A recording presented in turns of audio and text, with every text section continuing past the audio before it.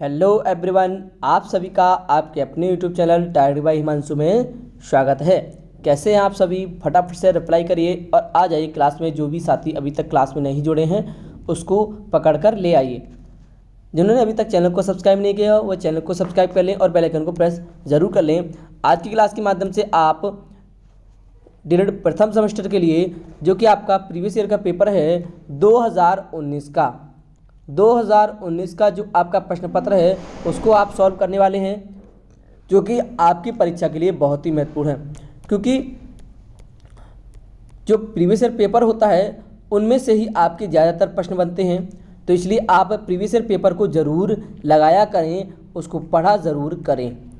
तो यह आपका मैथ विषय का है, गणित का चतुर्थ प्रश्न पत्र है। गणित का 2019 का यह पेपर है आपका।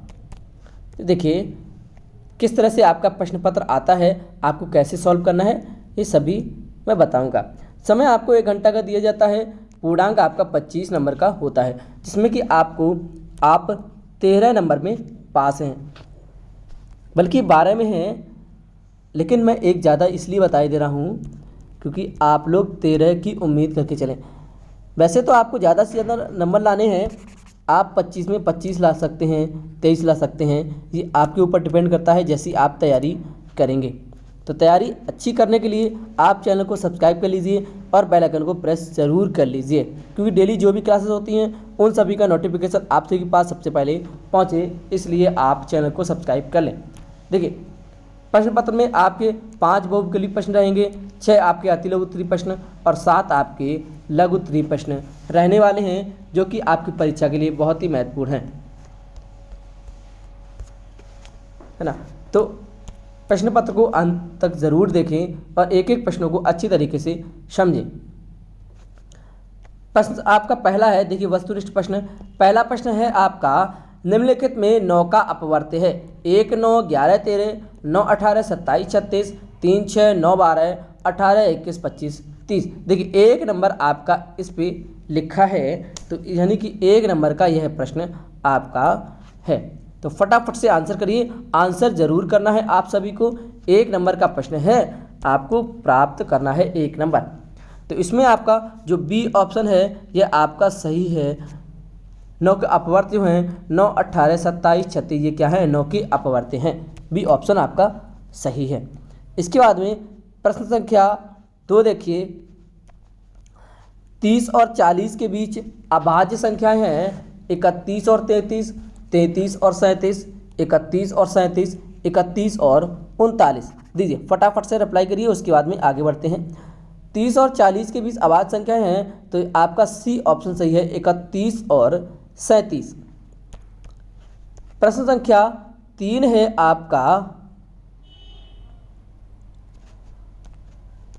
3 संख्याएं 1:2:3 के अनुपात में हैं। यदि उनका महत्तम समावर्तक 12 है तो ये संख्याएं हैं। बताइए। 10 20 30, 12 24 36, 5 10 15, 4 8 12। 1 नंबर का प्रश्न है, बहुत ही सिंपल सा है। तो इसमें आपका जो सही ऑप्शन है यह आपका बी ऑप्शन सही है, यानी कि 1:2:3 के अनुपात में हैं, तो यदि उनका महत्तम समावर्तक 12 है तो आप क्या करिएगा, जो अनुपात दिया है उसमें 12 का गुणा कर दीजिए, आंसर आपका वही होगा। इसके बाद में प्रश्न संख्या 4 है, किसी कक्षा में 30 बच्चों में से 80% बच्चे उत्तीर्ण हैं, तो कक्षा में कितने बच्चे उत्तीर्ण हैं? 24 बच्चे, 25 बच्चे, 27 बच्चे, 28 बच्चे। बताइए। देखिए 30 बच्चे हैं, 80% बच्चे उत्तीर्ण हुए, यानी कि 80/100। 00 से 2 0 कट गई, 8 या 24, यानी कि ए ऑप्शन आपका सही है। प्रश्न संख्या 5 है आपका, 18% का भिन्न होगा। 18% का भिन्न होगा, बताइए। तो 18% का यानी कि 18/100, यानी कि 2 नीम 18 और 2 पंचे 10 यानी कि 9/50। डी ऑप्शन आपका सही है, यानी कि आपको 5 नंबर प्राप्त होते हैं। प्रश्न आपका है 6। देखिए अति लघु उत्तरीय प्रश्नों पर आते हैं, एक एक नंबर के प्रश्न हैं। प्रश्न 6 है 3 अंकों की सबसे छोटी प्राकृतिक संख्या लिखिए। तो 3 अंकों की सबसे छोटी प्राकृतिक संख्या आपको उत्तर डाल के लिखना है 100। कितनी है? 100। प्रश्न संख्या 7 है 35 सेंटीमीटर वृत्त वाले व्यास का परिमाप ज्ञात करो। तो 35 सेंटीमीटर वृत्त का परिमाप यानी कि व्यास, तो सबसे पहले देखिए व्यास दिया है, तो व्यास का फॉर्मूला होता है व्यास बराबर दिया है 35 सेंटीमीटर। कितना दिया है? 35 सेंटीमीटर। तो व्यास का फॉर्मूला होता है व्यास बराबर त्रिज्या यानी कि r/2। तो 35/2 तो कितना आएगा आपका 17.5 यानी कि 17.5 सेंटीमीटर आपका आएगा। अब देखिए पूछा है वृत्त का परिमाप। क्या पूछा है? वृत्त का परिमाप। तो वृत्त का परिमाप का फॉर्मूला होता है 2πr। वृत्त का परिमाप का फॉर्मूला होता है तो 2 गुणे पाई का मान होता है 22/7। आर हमें दी है कितनी? 17.5। जब हम इसको सॉल्व करेंगे तो इसका जो आंसर आएगा वह आएगा 109.96 सेंटीमीटर, यानी कि 110 सेंटीमीटर आंसर आएगा। ओके। प्रश्न संख्या 24 है आपका। 24/27 को दशमलव संख्या में बदलिए। बहुत ही सिंपल सा है। तो आप क्या करिए 7 का 24 में भाग दीजिए और दशमलव संख्या में बना लीजिए। तो इसका जो आंसर आएगा वह आएगा 3.428। यह आंसर आएगा। प्रश्न संख्या 9 है किसी तल पर स्थित एक रेखा में कितने बिंदु होते हैं? तो एक ये रेखा है, इस पर कितने बिंदु होंगे बताइए? इस पे होंगे अनलिमिटेड यानी कि अनंत बिंदु हो सकते हैं। प्रश्न संख्या 10 है कौन सा अनुपात बड़ा है 2:3 और 5:8 में? तो देखिए 2:3 को हम कैसे लिख सकते हैं? 2/3। 5:8 को कैसे लिख सकते हैं? 5/8। अब देखिए अब हम क्या करते हैं, हर वाली जो संख्या है 3 और 8 इनका लासा ले लेते हैं। तो इनका एलसीएम आएगा 24। इनका एलसीएम आएगा 24 आएगा। तो हमें क्या करना है, हमें हर इनके बराबर करनी है। तो हम क्या करेंगे, हर बनाने में करने के लिए हम ऐसी संख्या से गुणा करें जो इनके हर बराबर हो जाएं। तो हमने 3 से गुणा किया। कितने से? 3 से गुणा नहीं 8 से गुणा किया। तो 8 दूनी 16/8 दिया 24। यहाँ पर भी हमने कितने से किया? यहाँ हमने 3 से गुणा किया। तो 3 × 5 = 15 और 3 × 24 यानी कि हर बराबर हो गए। अब 16/24 15/24 में कौन सी संख्या बड़ी है बताइए? 16/24 संख्या बड़ी है, यानी कि 15/24 से बड़ी संख्या है 16/24। तो इसका जो सही आंसर है यह आपका 2:3 है। यह बड़ा है, नहीं 2:3 अनुपात बड़ा है। प्रश्न आपका 11 है एक दुकानदार के पास 60 कप थे, 40 कप बिक गए, कुल कितने प्रतिशत कप बचे? यानी कि कितने से 40 में 60 कम हुए, सॉरी 60 में 40 कम हुए, कितने पर? 100 पर। कितने पर कम हुए? 100 पर कम हुए। तो जब इसको सॉल्व करेंगे आप तो देखिए कितना आंसर आएगा, 0 से 0 यानी कि 400/6। तो इसका जो आंसर आएगा वह 6.66% होगा। ठीक है।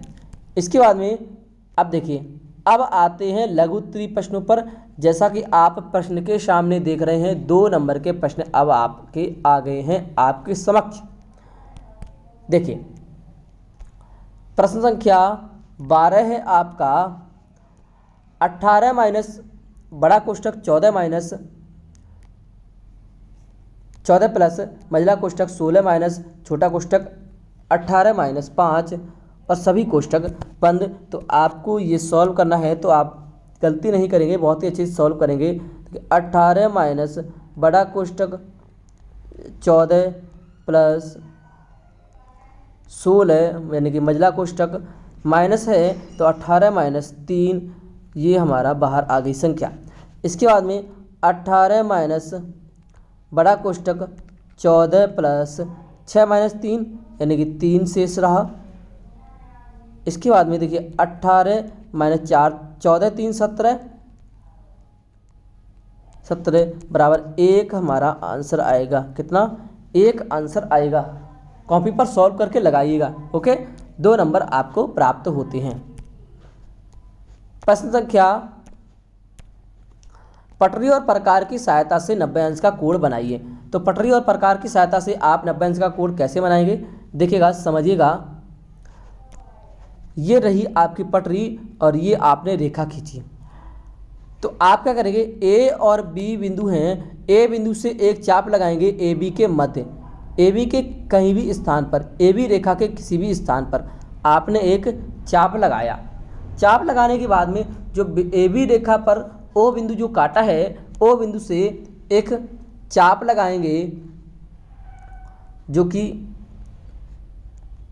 हमारा एम पर काटेगा। कितने पर? एम पर। अब हम एम बिंदु से एक चाप और काटेंगे जो कि हमारा एन कटेगा। अब हमें क्या करना है, जो हमारा एम बिंदु है, एम बिंदु से हम एक टी चाप लगाएंगे और एन बिंदु से एक हम टी चाप जो लगाए उसी को काटेंगे। अब हम क्या करेंगे, ए और टी को मिलाएंगे तो जो हमारा कोण बनेगा यह हमारा 90 अंश का कोण बनेगा। ओके, इसके बाद में प्रश्न संख्या 14 है, राम ने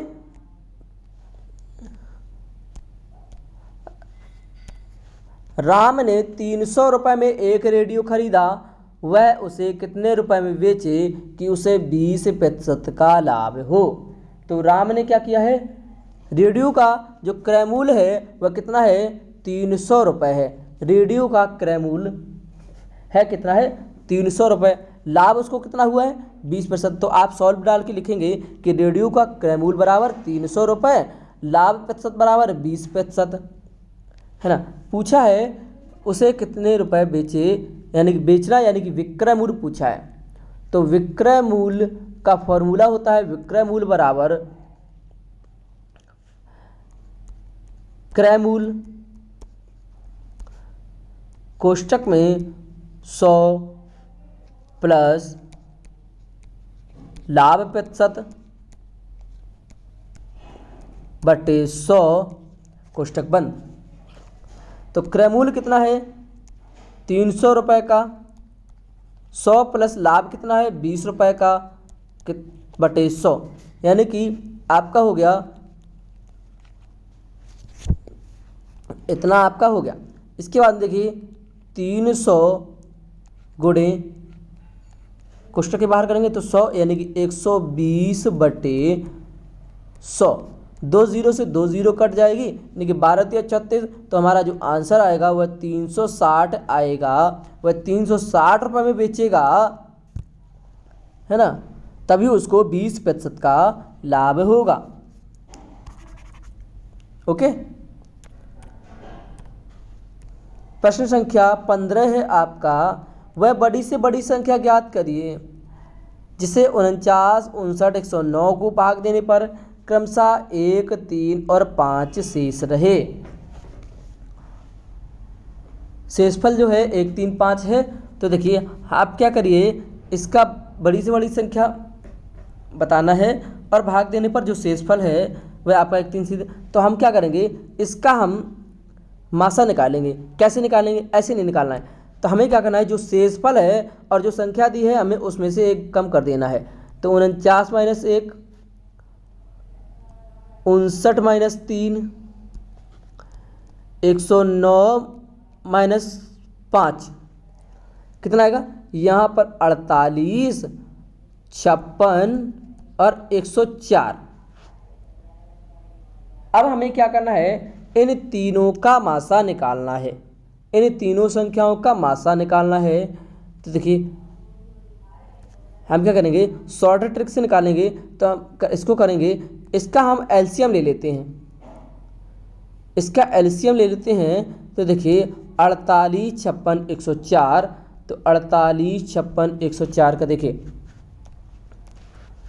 एलसीएम लिया तो 48, 56, 104 यानी 48 का होगा 2 गुणे 2 गुणे 2 गुणे 2 गुणे 3 यानी 2 दूनी 4, 4 दूनी 8, 8 दूनी 16, 16 दिया 48। इसका बाद इधर होगा 56 में 2 दूनी 4, दूनी 8 और 8 सत्ते 56। यहाँ पर होगा 2 गुणे 2 गुणे 2 गुणे 13, 2 दूनी 4, 4 दूनी 8 और 13 अट्ठे 104। अब देखिए मासा निकालेंगे तो देखिए संख्याएं कितनी हैं, तीनों में एक संख्याएं कितनी बार मिल रही हैं, ये देखिए यानी कि 48, 56, 104 में 2 2 संख्याएं हैं वह 3 बार मिल रही हैं। 2 गुणे 2 गुणे 2 बराबर 2 दूनी 4 दूनी 8। यानी कि प्रश्न में आपका पूछा गया है कि वह बड़ी से बड़ी संख्या ज्ञात कीजिए जिससे 49, 59, 109 को भाग देने पर शेषफल क्रमशः 1, 3, 5 रहे। तो आपका जो है बड़ी से बड़ी संख्या है 8। और भाग अगर आप चेक करना चाहें तो आप क्या करिए, 8 का भाग 49, 59, 109 में देकर देख लीजिए, आपका आंसर आ जाएगा। इसके बाद में प्रश्न संख्या 16 है आपका, आपकी स्क्रीन पर 16 है 5a² प्लस 4a माइनस 2 का मान ज्ञात कीजिए, यानी कि a बराबर -2। तो हम क्या करेंगे, देखिए 5a² यानी कि 5a² है तो आपका जो है 5 कोष्टक में -2 गुणे -2 यानी कि इस a² है तो हम 2 बार लिख सकते हैं। इसके बाद कोष्टक बंद प्लस 4 गुणे -2 -2 तो 2 दूनी 4, तो आपका कितना होगा 5 गुणे 4 होगा। इसके बाद प्लस 4 प्लस के 4 माइनस के 2 यानी कि हो जाएगा प्लस माइनस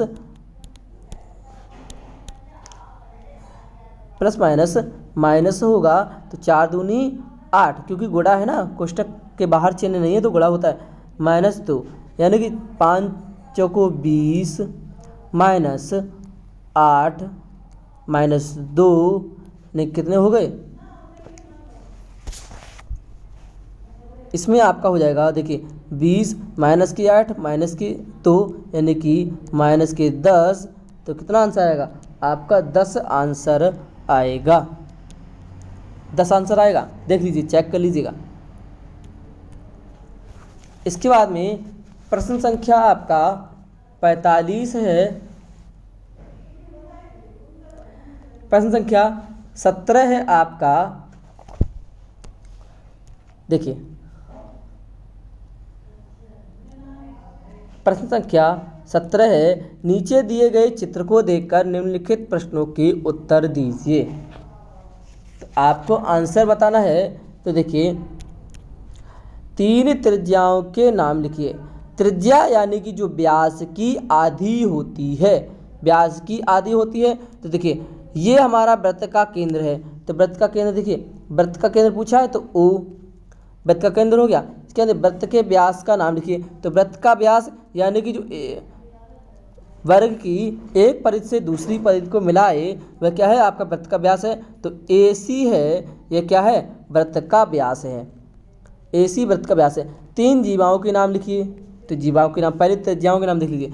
त्रिज्या यानी कि बिंदु केंद्र से जो परिध तक की दूरी है वह क्या है, त्रिज्या कहलाती है। तो आपकी ओ ए जो है, ओ ए ये आपकी त्रिज्या एक हुई, ओ सी, ओ बी ये भी आपकी एक ये तीनों आपकी क्या है, त्रिज्याएं हो गई। जीवा, जीवा आपकी कितनी है, देखिए ए बी, ए सी और आपकी बी सी, ये तीनों क्या है, जीवाएं हैं। व्यास आपका मैंने बता दिया ए सी है और केंद्र आपका ओ है। 2 नंबर आपको प्राप्त होते हैं। इसके बाद में प्रश्न संख्या 18 है, अंतिम प्रश्न है आपके प्रश्न पत्र का। सलमा अपनी बहन रेशमा से 40 वर्ष बड़ी है। 4 वर्ष पहले सलमा की आयु रेशमा की आयु की दोगुनी थी। सलमा और रेशमा की वर्तमान आयु ज्ञात करो। देखिए हम क्या करेंगे कि जो सलमा की आयु है वह क्या है, रेशमा की आयु के दोगुनी है। देखिए कैसे सॉल्व करना है, देखिए कॉपी पर आपको लिखना है किस तरह से।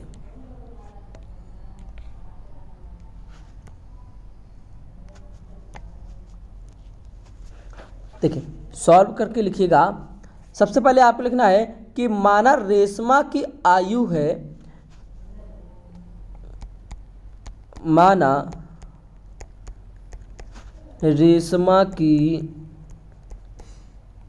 आयु बराबर कितनी, x। सलमा की आयु, सलमा की आयु यानी कि सलमा अपनी बहन रेशमा से 10 वर्ष बड़ी है, तो सलमा की आयु कितनी हो गई, 10 प्लस x, क्योंकि 10 वर्ष बड़ी है तो रेशमा की आयु हमने x मान ली। सलमा जो है अपनी बहन रेशमा से 10 वर्ष बड़ी है तो 10 प्लस x हो गया। अब यानी कि कह रहा है 4 वर्ष पहले सलमा की आयु रेशमा की आयु दोगुनी थी, यानी कि 4 वर्ष पहले तो कितनी, रेशमा की आयु कितनी है, x। 4 वर्ष पहले यानी कि -4 कितनी थी, दोगुनी, तो दोगुनी हो गई बराबर। इसके बाद सलमा और रेशमा की वर्तमान आयु पूछा है। इसमें आपका देखिए, हाँ सलमा की आयु 10 प्लस x यानी कि 4 वर्ष पहले तो -4। अब इसको सॉल्व करिए। यहाँ पर आपका हो जाएगा 2 का गुणा करेंगे कोष्ठक वाली संख्याओं को तो 2x - 8 बराबर, यहाँ पर जैसे कि तैसे संख्या रहेगी 10 प्लस x - 4। अब क्या करना है, x की संख्याओं को एक तरफ कर लीजिए और बाकी संख्याओं को एक तरफ, तो 2x - 8। तो देखिए यहाँ पर देखिए 2x और यहाँ पर माइनस के, यहाँ पर प्लस के हैं, जब पक्षांतर करेंगे तो माइनस का हो जाएगा, तो 2x माइनस के x यानी कि आपका शेष रहेगा कितना, 1x, यानी कि सिर्फ x शेष रहेगा। ठीक है, यहाँ पर आपका है, अच्छा ये आपका देखिए 14 हो जाएगा, 14 प्लस x हो जाएगा। यहाँ पर 4 काट दीजिए,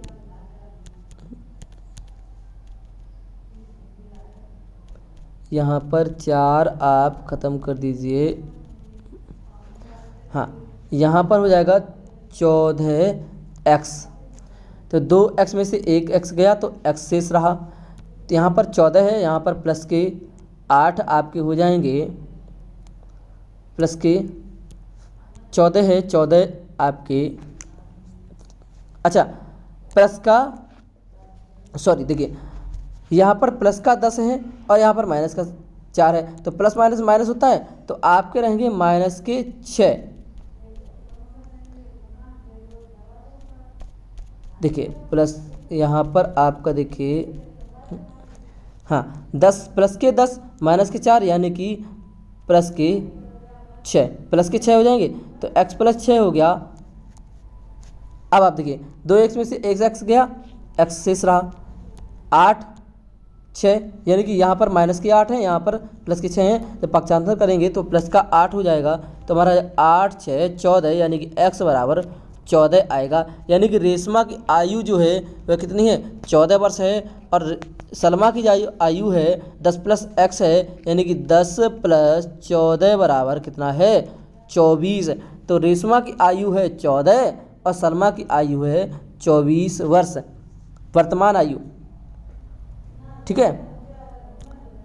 अगर आपको नहीं समझ में आया तो आप दोबारा से क्लास को देख सकते हैं, और आप अगर फिर भी नहीं समझ में आया तो आप टेलीग्राम चैनल पर मैसेज करिएगा। ओके, चलिए। तो दोस्तों ये थे आपके आज का प्रश्न पत्र 25 नंबर का। आपको 25 नंबर पूरे प्राप्त करने हैं, क्योंकि प्रीवियस ईयर पेपर आपको ज़रूर सॉल्व करना है, क्योंकि वहीं से आपके प्रश्न बनते हैं। 18 प्रश्न आपके पूछे जाते हैं जैसा कि आपने पढ़े हैं। तो जिन भी साथियों ने अभी तक चैनल को सब्सक्राइब नहीं किया, वह चैनल को सब्सक्राइब कर लें और बेल आइकन को प्रेस कर लें, क्योंकि इस चैनल के माध्यम से आपको प्रश्न पत्र ही पढ़ने को मिलेंगे, बाकी सिलेबस भी मिलेगा आपको पढ़ने के लिए, प्रश्न पत्र ज़रूर मिलेंगे आपको। ओके, चलिए। जिन्होंने अभी तक चैनल को सब्सक्राइब नहीं किया वो चैनल को सब्सक्राइब कर लें और टेलीग्राम चैनल से ज़रूर जुड़ जाएं, क्योंकि वहाँ पर आपको PDF हम डाल देंगे तो आपको प्राप्त हो जाएगी, उससे आपको काफ़ी लाभ मिल जाएगा। बाकी आप ऑल सोशल मीडिया से ज्वाइन करने के लिए आप ज्वाइन कर सकते हैं, जुड़ सकते हैं। Okay, thanks for watching. जय हिंद, जय भारत। मिलते हैं कल की कक्षा के साथ।